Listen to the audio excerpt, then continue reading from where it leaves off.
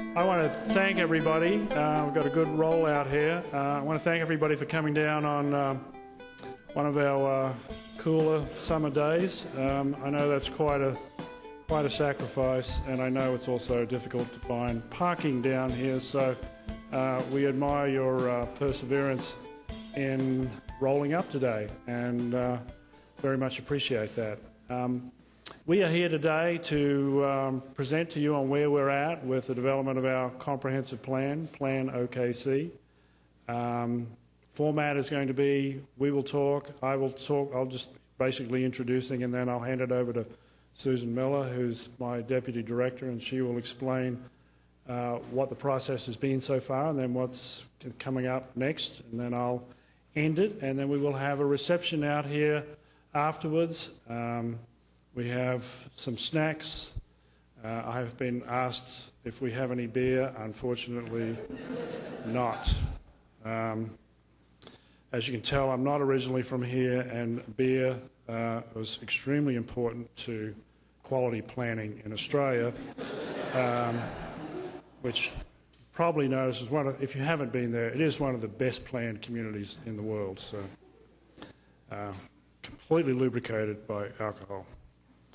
Okay, so we're not going to go over the whole concept of comprehensive planning. I'm just going to touch on this very briefly. So I'll explain to you very quickly what a comprehensive plan is.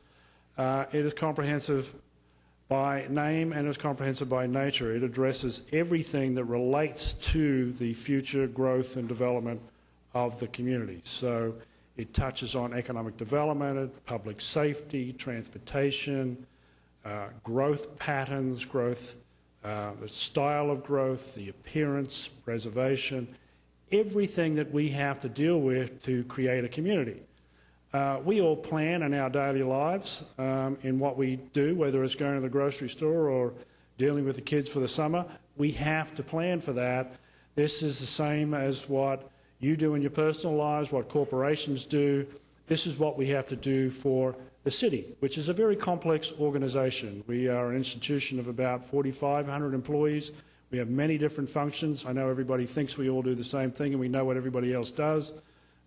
We don't, but we try to.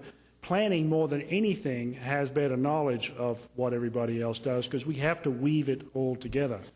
So in the process of developing this plan, we have endeavoured to reach out as much as we can to everybody who has a stake in it. So that includes all of you, that includes all the other city departments, includes all the other entities that we work with, and even includes talking to other jurisdictions and school districts, etc. Everybody who plays a role in the development or has an interest in the future development of the city.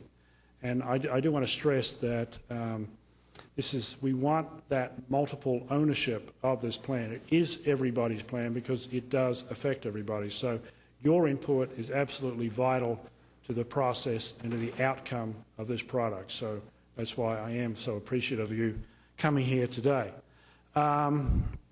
We've been working on this for some time now, and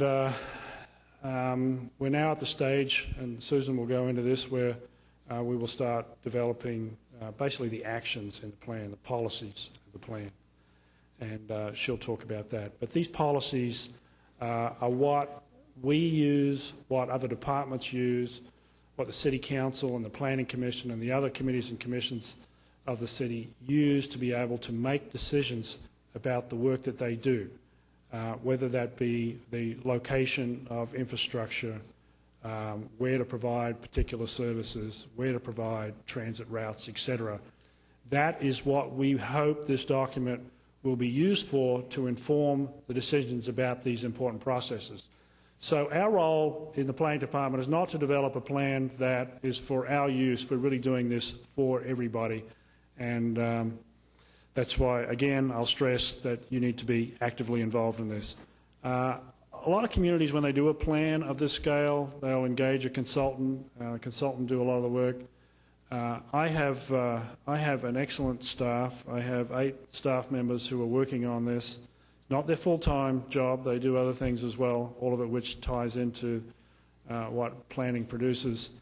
And Unlike those other communities, they are doing the majority of the work. We do have some consultancies. We received a grant from Housing and Urban Development, a $500,000 grant that we're using to sponsor a number of different consultancies that are providing information to us that would take us a lot longer to do. So they are looking at things like generally housing demand in the community, what type of housing we expect or believe will occur in the coming decades. We'll also have a citizen survey that will be probably available next week. I've forgotten the other ones we're working on. But all of these sort of work together and inform the process that in the end culminates in a plan that's fully linked together. We've broken up the plan into different elements. These sort of capture those subsets of what I was just talking about in terms of communities, public safety, transportation, etc. I'm not going to go into detail on that. What I would encourage you to do, if you would like more information, if you haven't been involved so far in the process, afterwards, staff will be outside. There are a number of boards outside that have more information on each of these particular topics. And you'll be able to get more information on what their scope and purpose is. And with that, I'm going to hand it over to Susan Miller, and she will go through the rest of the process. Thank you. Good afternoon. I want to talk about the process, where we've been and where we're going to go with planOKC. I'm going to go way out to the big process timeline. You can tell right now we're at the red vertical line, so we have a lot behind us, but we have a lot in front of us. In fact, you know, I would argue that the hardest is yet to come. So we're still actively trying to get through all of the work that's involved. Pre-planning began in 2008, and by pre-planning, we really started looking at our existing comprehensive plan, starting evaluating it, what worked, what didn't work. You know, looking at things we need to improve on. We started researching other cities' plans, what was effective, even the format, what was going to be easy for people to use and understand. Data collection and analysis, of course, this is, as all of you know, the foundation for any study, plan, or report. We've been doing this since day one. We, as Russell said, primarily this is done by city staff. We have had the opportunity to secure some contracts with consultants, which I'll go through those in a bit. The next phase, public input and involvement. 2 years ago in this room, we kicked off, in this month, we kicked off planOKC process, and we're trying to get back every summer with you to let you know where we are and where we've been, where we're going next. So that, of course, is a process that goes even beyond adoption of the plan. We hope that people will stay with us through adoption and implementation so that we can make it a meaningful plan. Immediately after we started our process, of course, we established an online presence. We want to keep people informed and engaged and try to get them interested and keep them interested.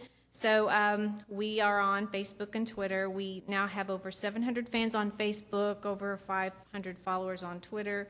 We do have our website is planokc.org. You can post comments. Also, you can sign up to be on the distribution list if you're not already on it. We do have over 1,000 people that are currently on our distribution list. We have, along the way, met with several groups and engaged with different groups. There's, of course, the general public, which we've heard from online when we've put documents and questions and surveys online for people to respond to. At the beginning of every phase, which I'll talk more specifically about these phases in a minute that we've been through and will go through, we engage city staff working groups. We've been really fortunate to have key staff from 13 city departments involved. Of course, these are the key departments: Public Works, Parks and Recreation, Police and Fire, Utilities. So we've had 13 very involved. So we do work, we get them involved with work before we even go out to the public. So that's an important piece that we couldn't start without. We have element stakeholder groups. Those of you, especially with the issue identification, the first phase, we met with all the elements that you saw on the slide earlier. We had individual stakeholder groups for those. Healthy Communities Oversight Group is a group we formed that looks at whatever phase it is, the issues, the goals, and then policies to come, to make sure that health is considered in each of those phases. And that's real important because in order to have a sustainable plan, we need to make sure that it's healthy and will provide a healthy built environment for everyone. Also, Citizen Advisory Team, this is something new that we didn't talk about last year at the open house that's been established to help with goals and policies, and I'll talk more about that in 1 second.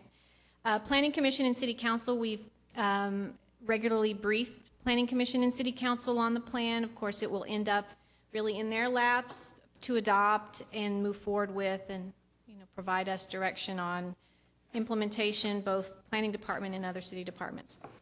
So let me talk about the Citizen Advisory Team.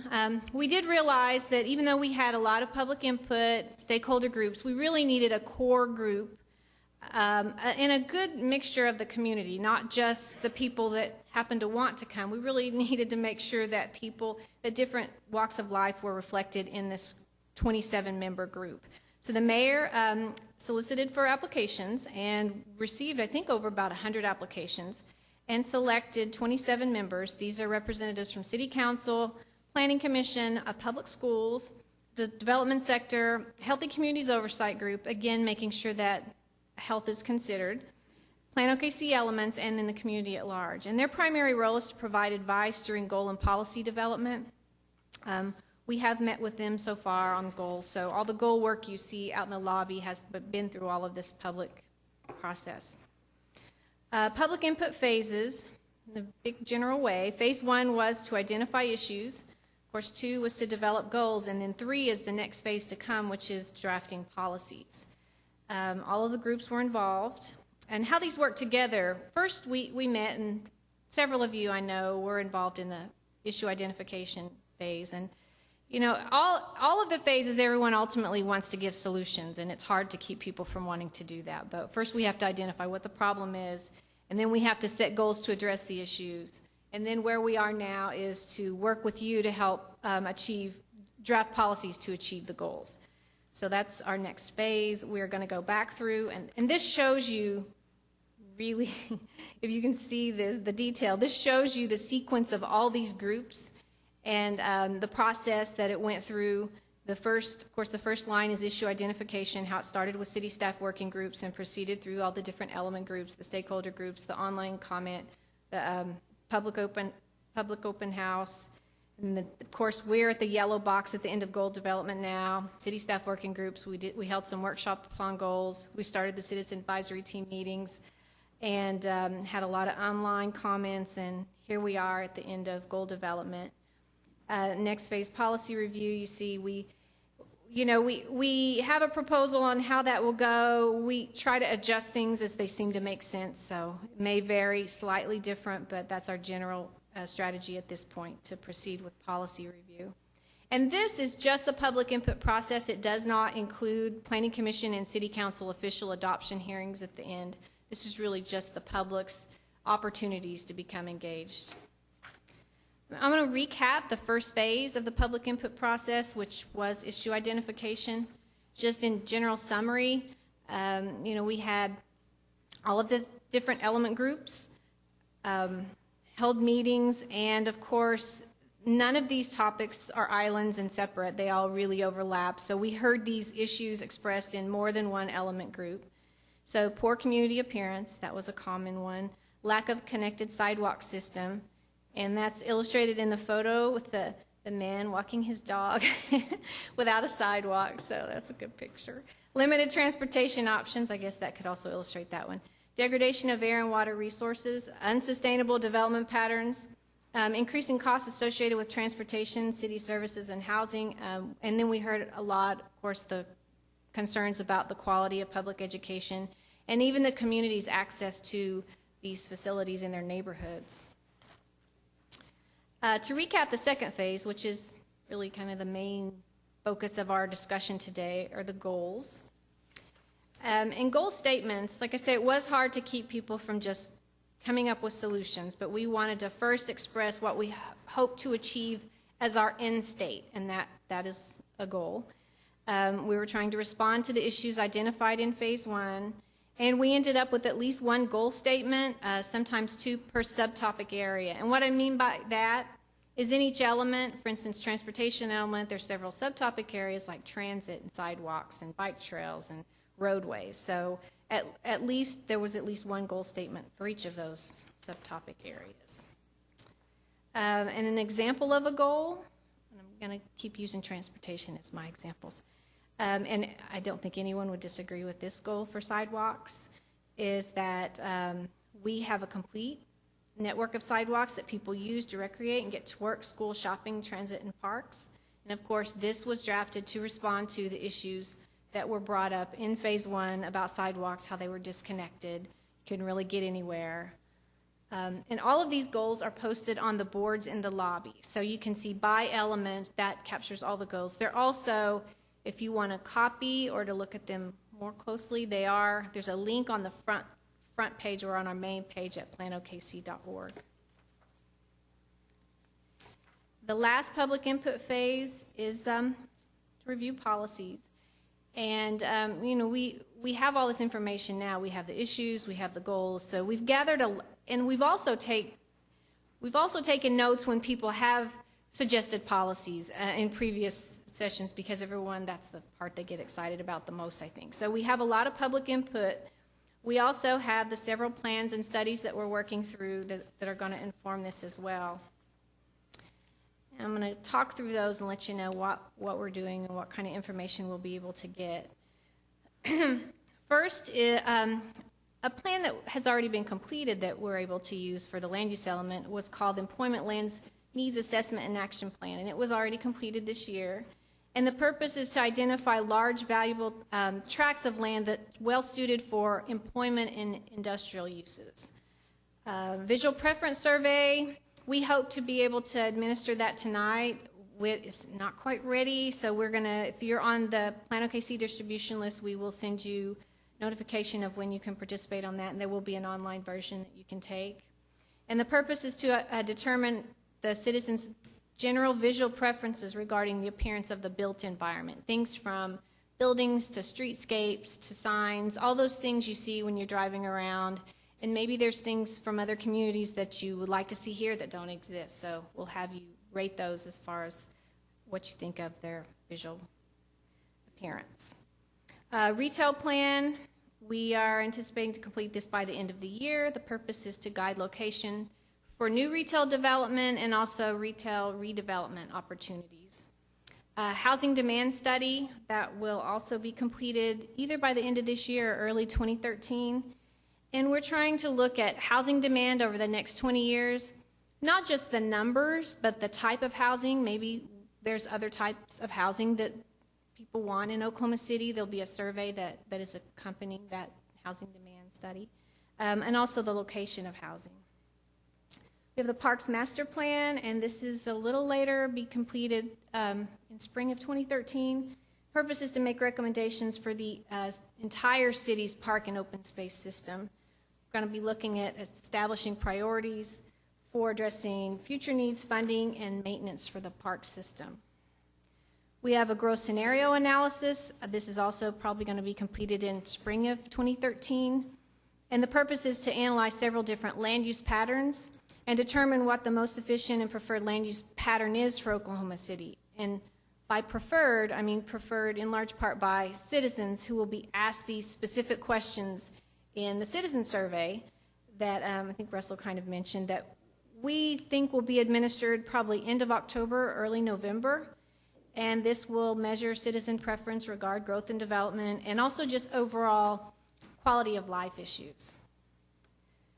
Okay, now I want to talk a second about policies. I think most people, policies are action statements. Like I say, most people were excited to get to that point to solve the problem. But policies address issues and include actions to achieve goals. So it's kind of that simple. Everything comes together at this point.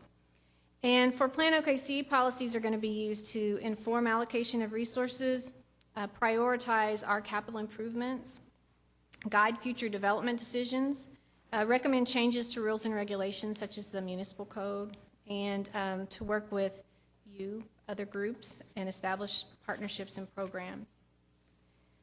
And an example policy, and this ties to the the goal we saw for sidewalks.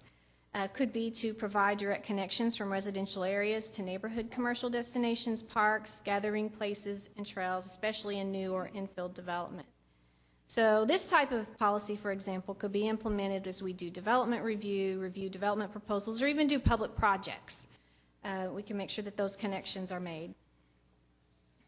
And of course, this achieves the goal that we gave the example of earlier. Back to the bigger process timeline. So right now, with all of the input we have and work we have flowing in, we are drafting the plan. So we're in draft plan development. Citizen advisory team, we started those meetings earlier this year. We are looking for key points in time on the plans and studies to reconvene those groups, and then we will start maybe very end of the year, first of next year with policy work with the citizen advisory team. And then, of course, as we get into next year, mid to late, we're going to work toward plan finalization and adoption, which, of course, City Council and Planning Commission. And we do hope that everyone will stay with us, not just in the drafting of the plan, but as we go through that process, because it's real important. As you know, decision makers listen to who is present in the room at that point in time. We can say that so many people participated, but if you're here and you participated and it means something to you, we really like when you come and share that with decision makers as well. And last slide for me, I think, before I give it back to Russell, and he'll talk more about plan implementation, but that's also very important. After the plan's adopted, the people that are working on the drafting of the plan now will just flip over and start working on implementing the plan. So that's a big part of it. And of course, that's going to need to be more than just us. We'll work again with other city departments and you and many other groups in the community as well. So I'll turn it over to Russell, and he can talk more about implementation and next steps for the plan.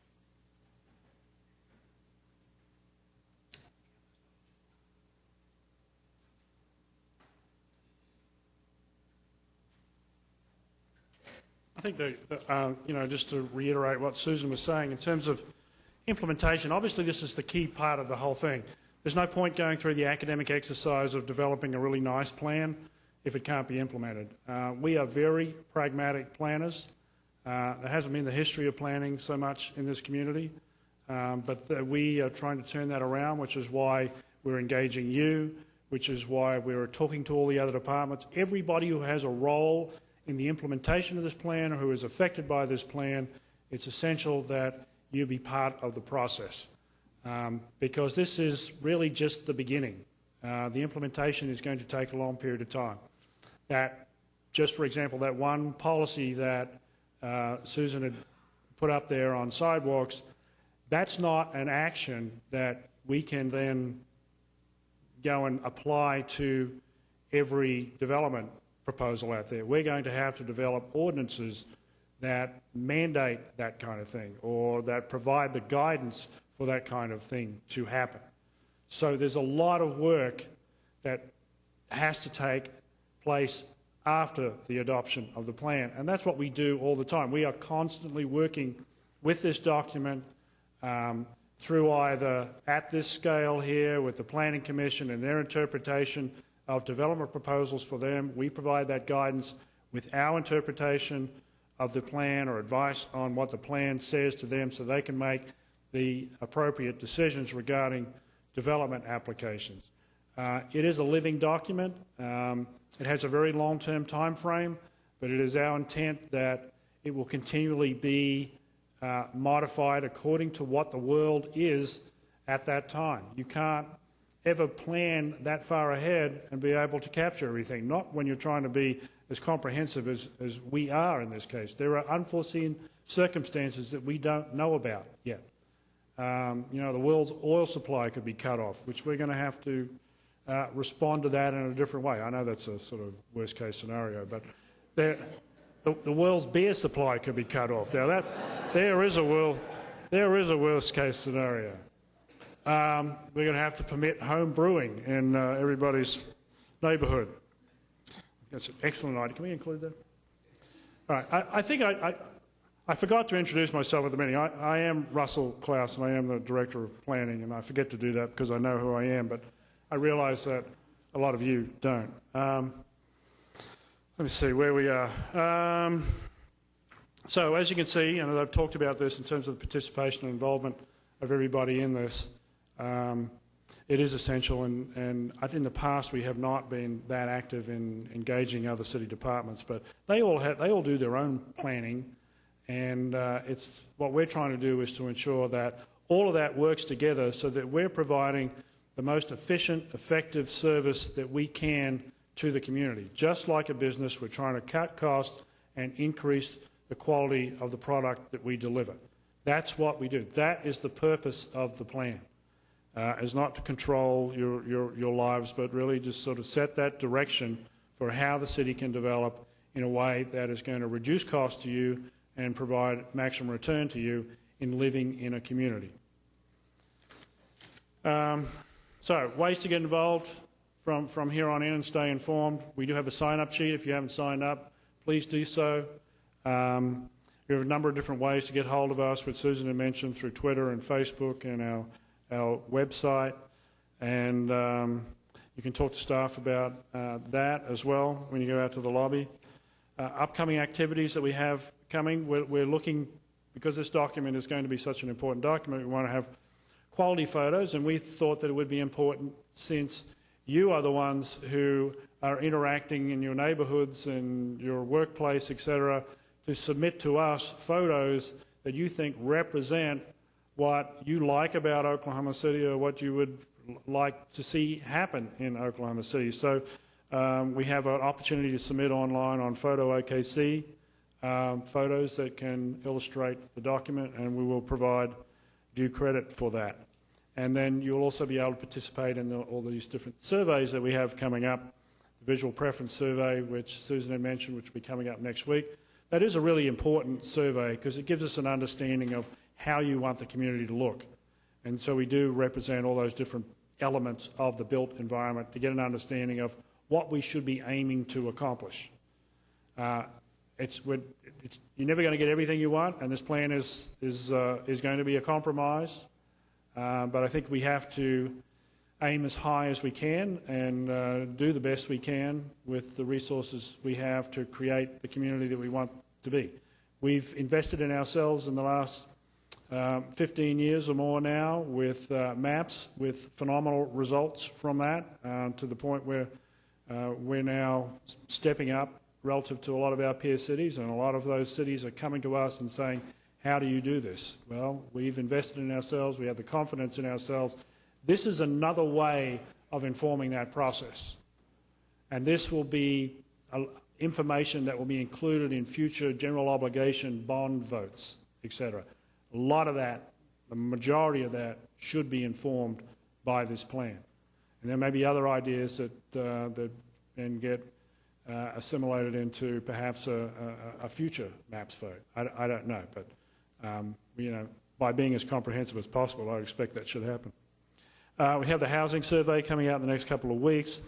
The planOKC Citizen Survey, which I'd mentioned, this is a statistically significant survey, so we probably send out about 1,200. We'll hire a consultant. We've actually hired them today, this morning. Actually, that was approved by council. They will survey the general community and get it on a number of different topics related to what we have included in the plan, and give us a statistically significant understanding of what the community thinks about each of these different elements and issues. So that's really important to us. And we have a Parks Master Plan survey that'll probably be going out here in October as well. We're working on Parks Master Plan as part of this as well, because open space is such a key component of what we do. So again, I want to thank you for coming. I think I had a couple of notes here in terms of other things I wanted to mention. You may be wondering how big this document's going to be. Ordinarily, documents like this will have several hundred policy statements in there, some of which can inform immediate decisions, some of which, as I mentioned, will require future action.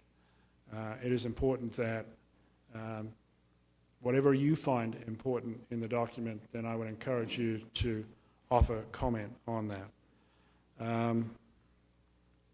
I mentioned this is there will be difficult decisions in this.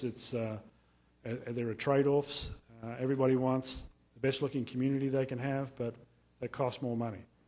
So it's a trade-off, and these are the difficult decisions that the Planning Commission and the City Council will have to make in the end regarding what the content of the plan is. But we do know that our existing plan is old. It was 1977. I think Oklahoma City is a little different from what it was in 1977. We don't do these plans very often. This is the fourth. But we will try and have a different approach going forward where we don't leave it age as long as that. It did have a couple of updates, I admit, but nevertheless we need to be vigilant about ensuring that everything that we do is as up to date as possible. And this plan will inform a lot of the other sub-planning that we do in the community going forward. Thank you very much.